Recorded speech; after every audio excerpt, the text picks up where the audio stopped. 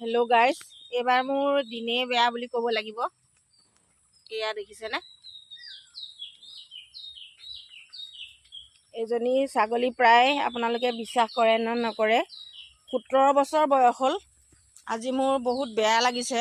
মোৰ এজন ঘৰৰ সদস্য নিচিনা হয় তাই।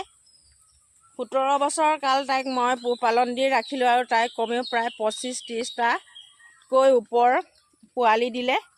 এতিয়া বুঢ়ী হৈ গৈছে আৰু নেবেচো নকৰোঁ বুলি তাইক ঘৰতে যেনেকৈ যি কৰি থাকিবলৈ দিছিলোঁ। বহুতো গ্ৰাহক আহিছিলে, বুঢ়ী ছাগলজনী দিনো কি কৰিম, সেইকাৰণে তাই ঘৰতে মৰক বুলি মই তেনেকৈয়ে ৰাখিলোঁ।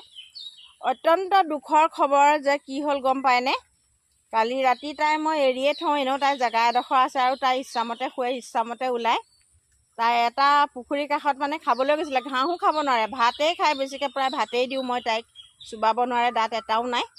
গতিকে কাষৰ ঘৰৰ পুখুৰীটোৰ কাষত হয়তো কুমলীয়া ঘাঁহ বিচাৰি গৈছিলে নেকি, তাতে পৰিলে ৰাতি আৰু গম নেপাওঁ।